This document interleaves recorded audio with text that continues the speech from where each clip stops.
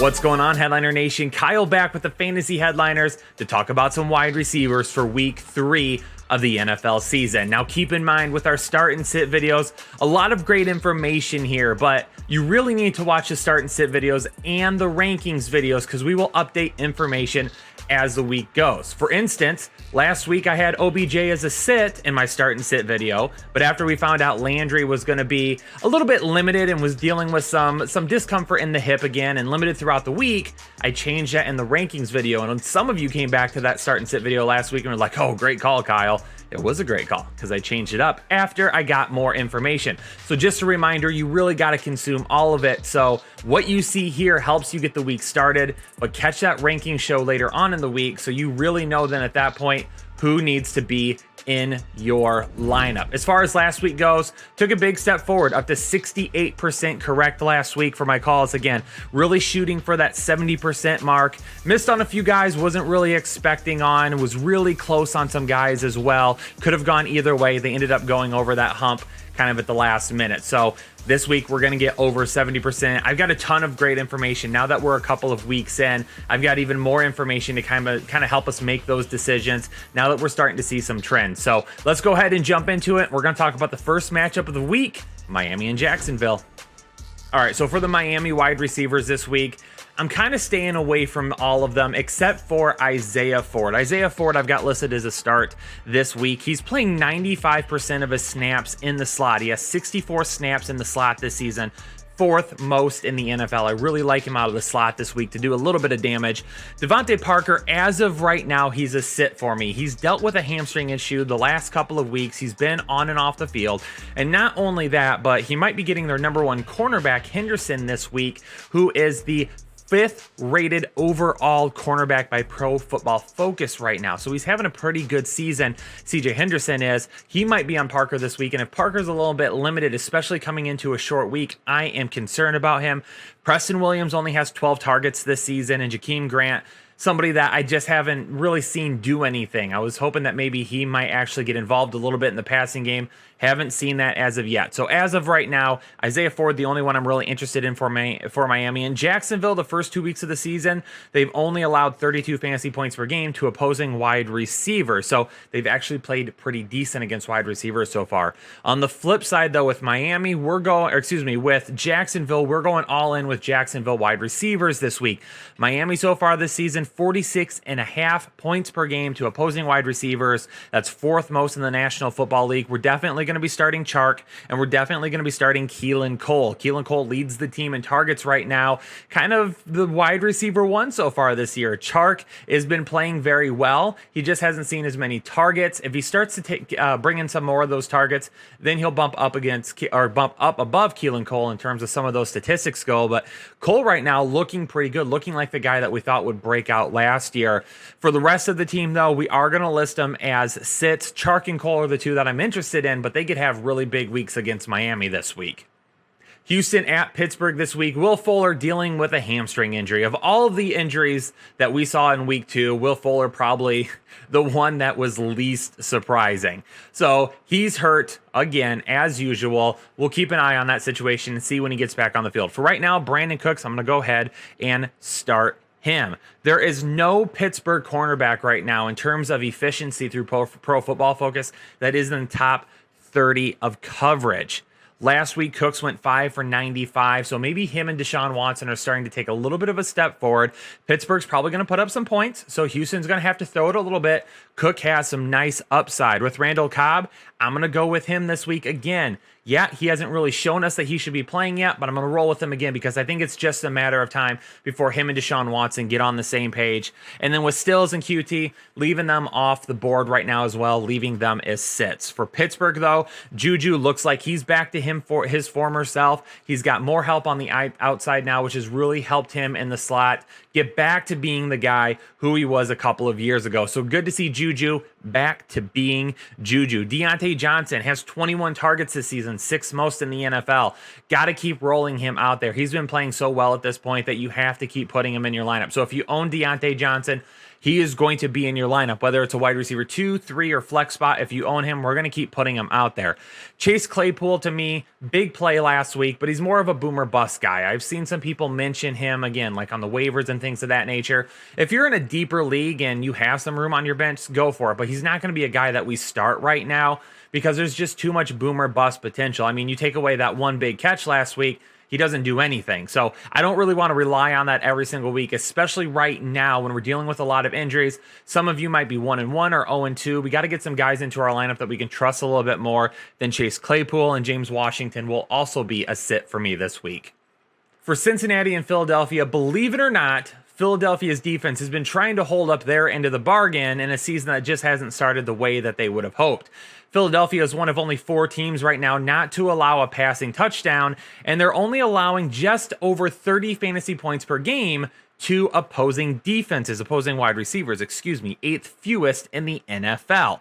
Right now, AJ Green, even though I told you to go pick him up and trade for him, I'm going to hold off this week. Why? Because I think Tyler Boyd's going to be a little bit safer of a bet, and I think Joe Burrow is going to continue to go to his tight ends. Not only on top of that, I would not be surprised if this is the week that they finally say, look, we can't win games if Joe Burrow is throwing the ball 30, 40, 50, 60 times a game. So I think we bring it back down to about 30 times a game, and maybe we see them finally start to get Joe Mixon rolling a little bit and say, hey, the defense through the air, pretty good. We might be a little bit more successful on the ground. Let's stick with the run. Let's spread things out, and let's try to control the football. So Boyd's a little bit safer for me this week. Green, I am going to sit. I wouldn't be surprised if he had a good game. Just in this matchup, I'm not loving it. On the other side with Philadelphia, my only start over there is going to be Jalen Reagor. Why? Because right now he's averaging 18.5 targeted air yards. So they are looking for him down the field. Not only that, but they're moving him all over the place. If you saw some of the game film from last week, they're moving him in some sweeps. They're bringing him in motion. They're faking the handoff to the right side. Then Wentz is going out to the left side where Jalen Reagor is finding a lot of space. They're doing everything that they can right now to get him the football. Continue to watch that relationship grow, and Jalen Reagor is really close to being a breakout. So he's in line for big games ahead, and I think he could do that against Cincinnati this week. Deshaun Jackson, he just hasn't really done anything for me yet this season. We were high on him in week 1, but obviously with the offensive line injuries, no Miles Sanders, we backed off of that at the last second. Last week, an okay game, not great, not anything that we want in our fantasy lineup, so I'm going to go ahead and continue to kind of push that to the side as of right now. And then for the rest of the Philadelphia wide receivers, they're just utilizing the tight end so much right now. I mean, Zach Ertz and Dallas Goedert are getting anywhere between 6 and 10 targets a game right now. So they're really utilizing them, really utilizing Jalen Reagor. And of course, with Miles Sanders being back and healthy, they're going to keep utilizing him as well. For San Francisco and the New York Giants, I want to play a lot of San Francisco 49ers this week, but there's nobody to play. So many injuries. It's crazy. If all the teams hit hard this season, they're probably the worst right now on both the offensive and defensive side of the ball. So for me this week against the Giants, I'm going to go with Kendrick Bourne, but he's really the only one. I want to put Brandon Ayuk out there. Trust me, my heart is saying, Kyle, put Brandon Ayuk as a start this week, but my head is like, bro, calm down, okay? Only his second game coming back from that lengthy injury there.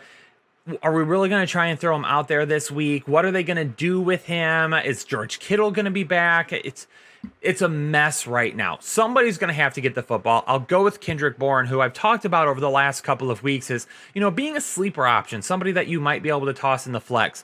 I'll go ahead and list him as a start, even though I don't think the ceiling is that high. Of everybody on the team outside of George Kittle and Jordan Reed, he has the best opportunity to score. That's why I've got him listed as a start this week, because if he scores a touchdown, he's really close to being a start. So I'm going to roll with Kendrick Bourne and nobody else. Everybody else is going to be listed as a sit for me this week for San Francisco. I think we're just going to see a lot of the tight ends. I think we're going to see a lot of Jerick McKinnon, a lot of the tight ends. Maybe they try to run the football still. I don't know, because they're dealing with injuries there as well. The offense is just such a mess for me that I'm not really interested in really relying on anybody from that team if you're not named George Kittle. And we still need to find out if he's going to be healthy. On the other side, though, with the New York Giants, Slayton's going to be a start for me, and Tate is going to be a start for me. Going with both of those. Sterling Shepard, okay, he's dealing with an injury. Saquon Barkley, he's done for the year. There's more targets for those two guys. Not only that, but San Francisco lost Thomas and Bosa last week. Their defensive pass rush is not going to be as good as it has been. That's going to give Daniel Jones a little bit more time to throw. Richard Sherman, again, he's not playing, so Slayton's not going to have Sherman on him. Slayton could be in for a big week. Golden Tate could be in for a big week. Both of those guys are going to be listed for as starts for me here. Let's head to New England, where the Las Vegas Raiders are coming off a huge win and their first home game in Las Vegas against the New Orleans Saints. They're going to be playing against the New England Patriots this week. And the thing Las Vegas is doing right now is they're spreading the ball around a lot. If you're not named Darren Waller is getting like 40-something% of the targets right now, and then it's basically being spread everywhere else. So if you're not named Darren Waller, I don't think we can trust you right now. All wide receivers are going to be a start for me this week, especially in New England, and what could be a tough matchup for him. Now, last week, DK Metcalf and Tyler Lockett ended up getting the best of this secondary, but again, it's Russell Wilson throwing them the football, it's Tyler Lockett, and it's DK Metcalf. It's a pretty darn good offensive juggernaut there. Derek Carr, even though I like him, is not Russell Wilson, and this wide receiver core is not Tyler Lockett, and they're not DK Metcalf. So I'm going to go ahead and sit all of them this week. Darren Waller, Alvin Kamara, Jared Cook are going to be the guys who are really going to have to step it up. Now, for New England, the game flows through Julian Edelman right now. Okay, that's the way it was last week. Huge game for Edelman last week. Las Vegas looked pretty good against New England, though. Was it Las Vegas's defense? Was it Drew Brees? Was it the wide receivers? What was it? What caused the dysfunction for New Orleans last week? Right now, the thing that I would like to see from the New England Patriots against Las Vegas would be a deep threat. Traquan Smith, Robbie Anderson has really ate this team up the last couple of weeks. However, they don't really have that true guy. You know, N'Keal Harry's not that true deep threat. Julian Edelman's not that true deep threat. Jacoby Myers, not that true deep threat. So I don't really have anybody there either outside of Julian Edelman. Julian Edelman will be a start for me because everything is going his way right now. If they had another wide receiver, I would think about it, especially a deep threat. But as of right now, they don't. So I'm going to stick away from everybody else, and I'll roll with Julian Edelman to be a pretty safe option in PPR and half PPR formats. Tennessee and Minnesota, and last week, Ryan Tannehill said, no A.J. Brown, no problem. We're still going to pull this out. We're still going to put some points up on the board. Good week from Ryan Tannehill last week, and now he gets a Minnesota defense averaging over 53 fantasy points per game to opposing wide receivers. Now, a majority of that was in week 1 against the Green Bay Packers. Okay, so take that with a little bit of a grain of salt. But what are we getting from that defense? You know, is it the defense we saw in week 1? Is it a defense that was a little bit better in week 2 against Indianapolis? They might not be that much better this week against Tennessee. Adam Humphries and Corey Davis are both going to be starts for me this week. For Minnesota, though, I was a week late on Adam Thielen, right? I had him as a sit in week 1, had him as a start last week. So far, I'm 0 for 2 with him. What happened in week 2 is what I thought would happen in week 1. We're going to go back to him as a start right now, though, because he's getting over 50% of the targeted air yards right now. He's getting a ton of volume. He's getting like 40% of the targets. He's really the only guy performing right now. So I'm going to go ahead and go with Adam Thielen. But just keep in mind some of the things I talked about this offseason with him. We could see some of this inconsistency, all right? That was part of my worries. With no Stephon Diggs, if teams really forced Adam Thielen and tried to take him away, would we see some inconsistencies? And through 2 weeks, we've seen that with him. Keep in mind, if it wasn't for the fourth quarter against Green Bay, Adam Thielen has under 100 yards in 2 games right now. It was really 2 big plays against Green Bay that has set him apart. So just keep that in mind, all right? We're still going to start him. I'm not saying don't start him. I'm just saying keep in mind some of those potential inconsistencies with the way this offense is performed. So Adam Thielen will be a start for me. The other guys on the offense will be a sit. Washington and Cleveland this week. Cleveland finally getting some of that offensive mojo going last week against the Cincinnati Bengals. Can they keep it up against Washington this week? We'll find out. Now, let me just say one thing real quick, Cleveland fans. I've spent the last year and a half defending your team. So if I post something on Twitter about a wide receiver from the Washington football team having a good game, stop attacking me. Calm the F down, Browns fans. I've been defending you guys for a couple of years now, okay? It's one game.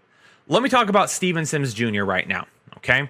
Because Trevier Thomas, who has been the slot cornerback so far for the Browns this season, has allowed 11 receptions on 12 targets and 130 passer rating. The defense has been absolutely devastated by injuries in the secondary. Some of those guys might be coming back, but we don't know that yet. Okay, a couple of you Cleveland Browns fans out there wanted to let me know that Kevin Johnson's going to be back this week. There's no guarantee that Kevin Johnson is going to be back this week. There's no guarantee any of these guys are going to be back this week. As of right now, of this recording, it is still hopeful that they will play, and they are trying to get them on the field. So even if they do, are they going to be playing a full snap share this week? That's why I like Steven Sims this week, because he could still get more than enough time with Thomas to make him pay for it. Okay, so we'll see what happens. If that changes over the course of the week, I will reevaluate Steven Sims at that point. But right now, Steven Sims is a start for me because I have not heard that these guys are guaranteed to play yet. So if he gets Thomas, he could be in for a field day. And of course, Terry McLaurin, going to be listing him as a start. The dude is explosive. We saw it again last week. Going up against this Browns secondary, again, may not be fully healthy. I will roll with McLaurin another week. On the flip side with Cleveland, though, OBJ, he's going to be a start for me, okay? Is he finding his groove? My hope is yes. Okay. Are him and Baker Mayfield finally on the same page? My hope is yes. Landry should be a little bit better this week. He's also going to be a start for me. Washington has allowed the 8th most pass yards in the league so far this season.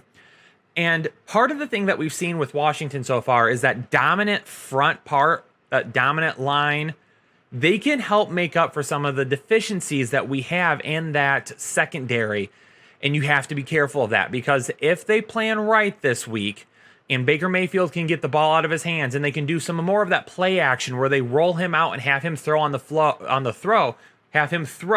run, and get away from that offensive line and that defensive line, that's going to give him a little bit more time. And that's going to keep the defensive line from getting into the backfield so quickly and taking him down.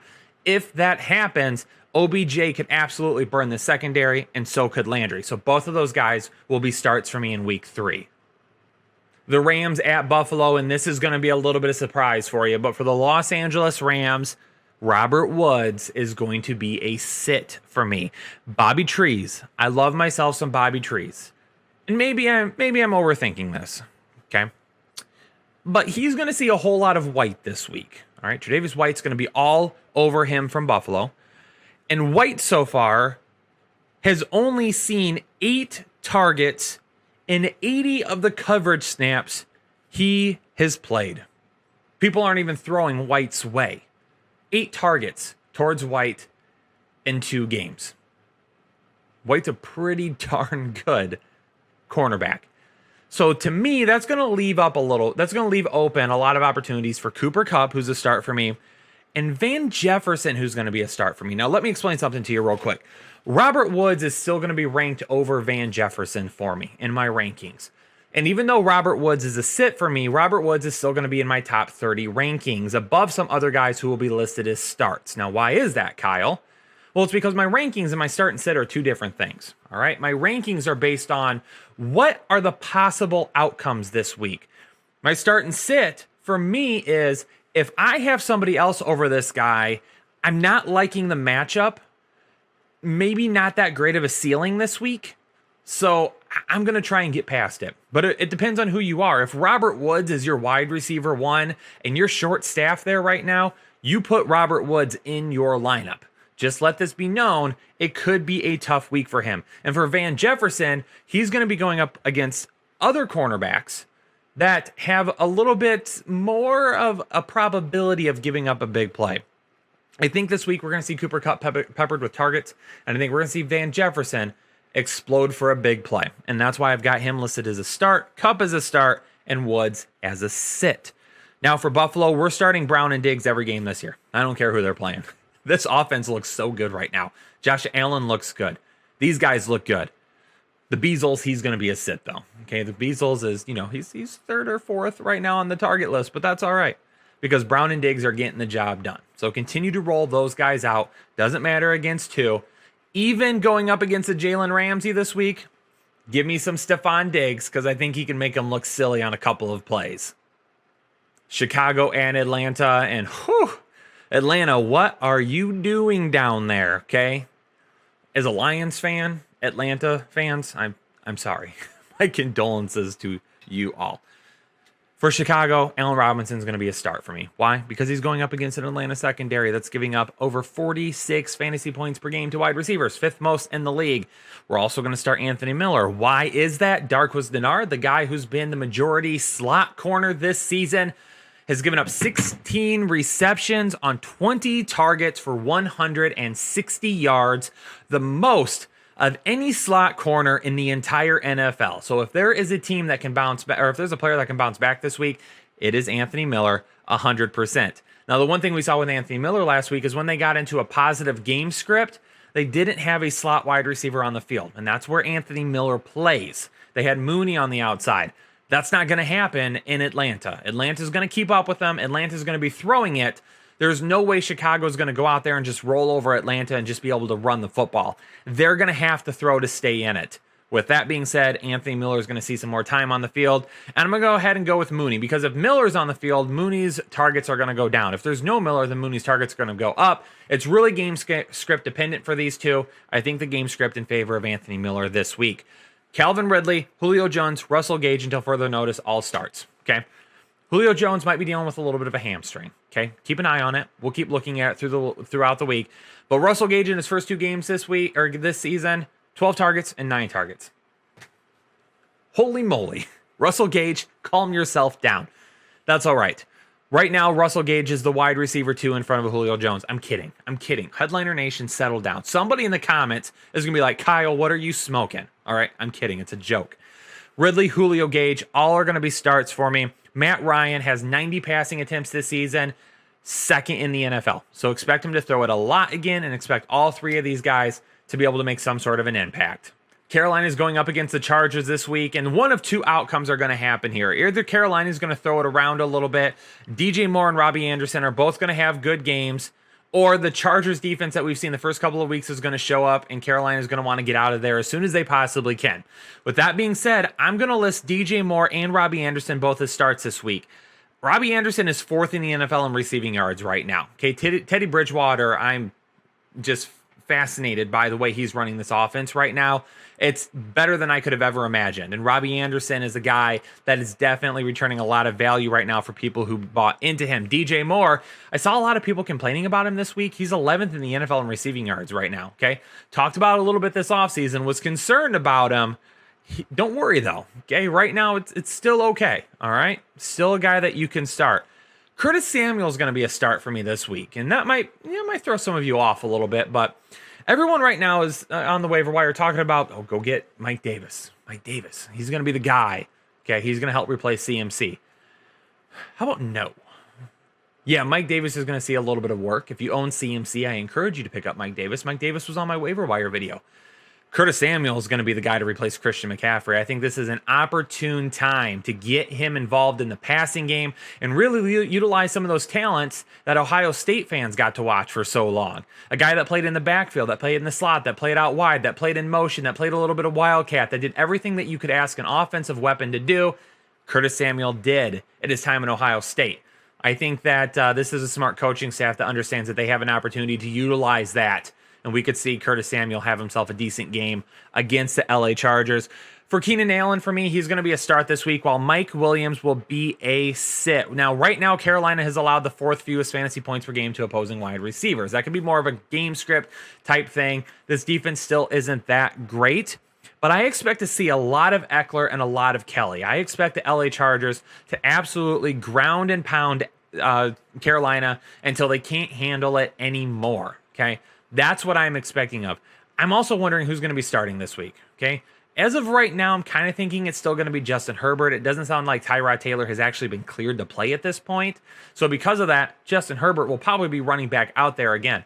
A lot of the noise that you've heard so far out of Chargers camp about going back to Tyrod Taylor from Anthony Lynn, I think it's just kind of a smoke bomb right now. They want to make Carolina prepare for both of these quarterbacks.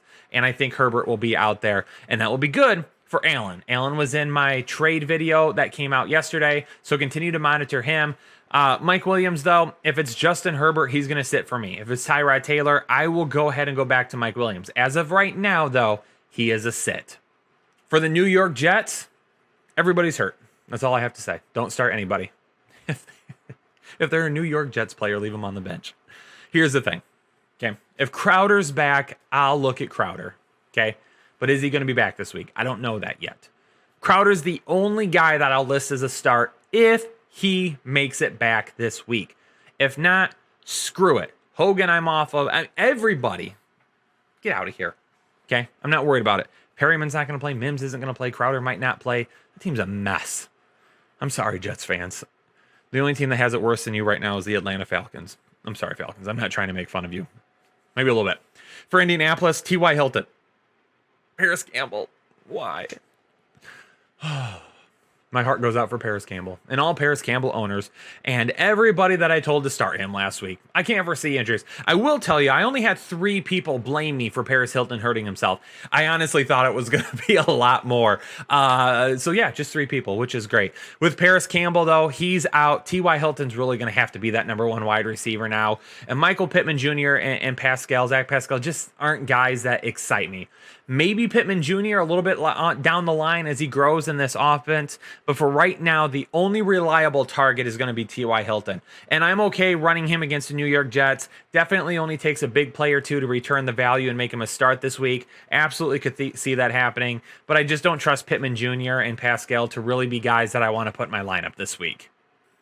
Dallas at Seattle. Dallas, what a comeback win last week. And boy, was Dak Prescott slinging it everywhere. Amari Cooper still is getting the volume in that offense. He's still the wide receiver 1 in that offense. Yeah, he hasn't scored yet, but Dak's looking his way every single time. So we're going to continue to start him. CeeDee Lamb, he's becoming that number 2, number 3 type target. And I think he has kind of bumped himself above Michael Gallup at this point. Now, CeeDee Lamb has basically been playing all of his snaps in the slot. Not nearly as much Amari Cooper as I had originally thought, but it's okay. It's working. It's working for the Cowboys. Don't change anything. But as of right now, Michael Gallup, his value for me lies in scoring a big-time touchdown. If not, the volume's going to continue to go with Cooper and Lamb. Those are going to be the guys that I'm going to play for right now. And for Seattle, Lockett and Metcalf, when you have the current NFL MVP slinging the ball to you, you start. You start those guys. Okay, Lockett and Metcalf off to great starts this season. For David Moore, yeah, great play last week, and he's a guy that's going to score a touchdown every once in a while, but I'll take the L on that every week. Don't plan on starting him anytime soon. Tampa Bay and Denver, what are we going to get from Tom Brady and the Tampa Bay offense this week? Is Chris Godwin going to be back? If not, is it going to be the Mike Evans show again? If Chris Godwin does come back, does Mike Evans have a week like he had last week? A lot of things up in the air right now. For me, Chris Godwin and Mike Evans are both going to be starts. Now, if Godwin is hurt, or not hurt, but if Godwin hasn't come out of that concussion protocol and he's not going to play this week, I think he will. But if for some reason he doesn't at the time of this recording, no guarantee, I'm obviously going to play Evans. Okay, Evans is going to be a guy that's a top 15-ish wide receiver for me. As of right now, though, Godwin and Evans, both guys I'm putting in my lineup. Miller's going to be a guy that I sit. But honestly, this can be a dart throw every single week going forward if everyone's healthy, to be honest with you. A lot of people thought Scotty Miller was going to be the guy last week. Scotty Miller didn't really do anything. For a lot of you that asked start-sit questions about Scotty Miller, unless you were dealing with really nothing, my advice was, I don't know if I really want to start Scotty Miller that much. So, hopefully a lot of you didn't have Scotty Miller in your lineup last week because he didn't end up doing a lot. On the other side, for Denver, right now I'm staying away from all the wide receivers. Okay. Jerry Jeudy, KJ Hamler, both of those guys have an awesome opportunity here with no Cortland Sutton the rest of the season.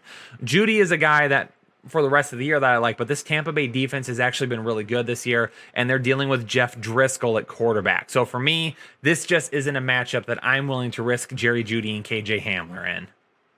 Detroit and Arizona, a matchup of week 1 last year that was a tie ball game, and the TJ Hawkinson breakout that just never transitioned into the rest of the season. Right now, okay, right now, the Arizona Cardinals defense is a lot better than a lot of people anticipated. Boy, do they look good. They are allowing the fewest fantasy points per game to wide receivers. But so far, they faced Washington and San Francisco. Okay. So when you're looking at it that way, it's how good is this offense really? Or the defense? To me, is Galladay going to be back this week? That's going to make all the difference for me. Right now, Marvin Jones is a sit for me. And more than likely, he will be no matter what. Galladay, I will start if he is in the lineup. Why? Because we've waited 2 darn weeks to get Galladay in our lineup. I don't care who he's facing at cornerback. Give me some Galladay because Matt Stafford is going to get him the football this week if he's on the field. Marvin Jones, I don't expect him to beat Patrick Peterson too often. So even if he's the wide receiver 2, I'm going to kind of stay away from that. Because even last week, if he didn't score that touchdown last week, he wasn't really that good of a play last week anyway. We're not seeing those big plays out of him that we saw over the last couple of years.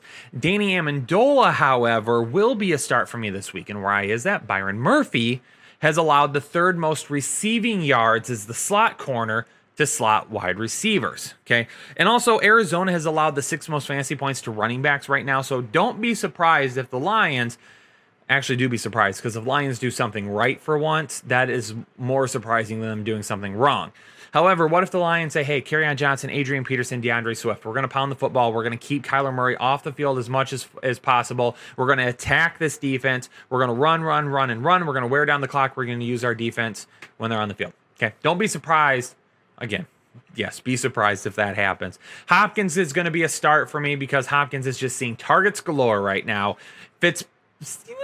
Fitzgerald, I thought about this week. However, the best cornerback so far for the Lions has been their slot corner. So maybe he can try and control Larry Fitzgerald a little bit for me. And then Christian Kirk will also continue to be a sit unless someone were to face an injury. Green Bay at New Orleans. Devontae Adams sounds like he avoided a serious issue with the hamstring. We'll keep looking at that throughout the week, see if he shows up on the injury report at the end of the week. So right now, Adams, MVS, Lazard, all going to be starts for me going up against New Orleans. All 3 of these guys have a chance to produce every single week. So more than likely, until I start to see less from these guys, I'm going to keep starting them because, this offense not doing too bad right now. First couple of games against Minnesota and Detroit. We'll see what happens going up against New Orleans. New Orleans at home, they're going to want to bounce back. After that terrible loss to Las Vegas, they're going to want to bounce back. For New Orleans, Emmanuel Sanders is going to be a sit for me. Why? Because he gets Zaire Alexander, one of the top graded cornerbacks in the NFL right now. So for Sanders, I'm going to stay away from him this week. But for Traquan Smith, we're going to roll with him. Why? Because Kevin King has allowed a 98.8 passing percentage against him, or passer rating against him so far this year. So Traquan Smith, a guy that last week I reminded you, hey, this is a guy against Las Vegas, could have some big plays. Keep an eye on him. He ended up going for over 80 yards this past week. Could end up doing it again this week against Green Bay. Could have a couple of big plays. And then for Deontay Harris, I'm not really interested in Deontay Harris right now. I know there's some Deontay Harris truthers out there, but I haven't really seen a whole lot for me to want to put him in my lineup every week. Monday Night Football, an exciting one. Kansas City is going to head to Baltimore. Everyone's going to be waiting for this matchup. It's going to be a good one to see.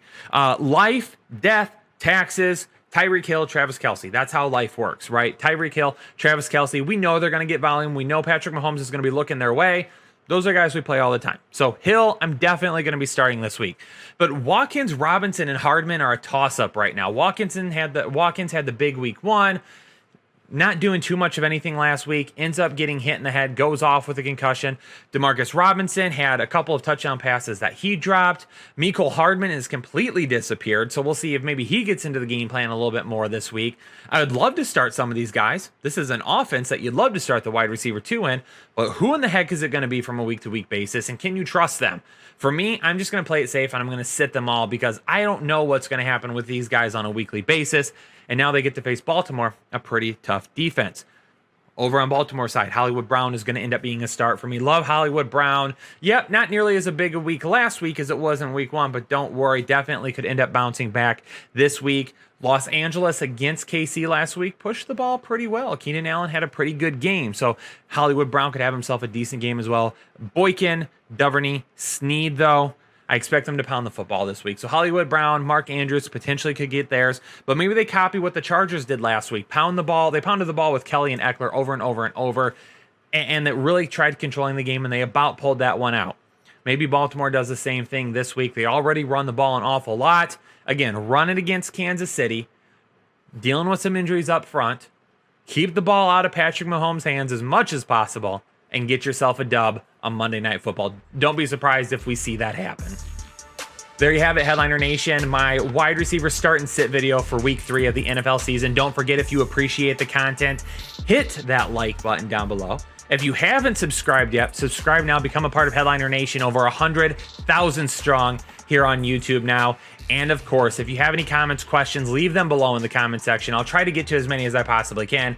But if you're wanting guaranteed answers to all of your questions, you can hit us up over on Patreon. Link is down below. We have several tiers over there, whether it's the $10 or the $20 tier. That comes with getting all of your questions answered through Patreon every single week. Okay, so feel free to go over and do that as well if you need some help from the Fantasy Headliners. Appreciate you, Headliner Nation. Hopefully you all are staying safe, staying healthy, and I'll see you on the next episode of the Fantasy Headliners.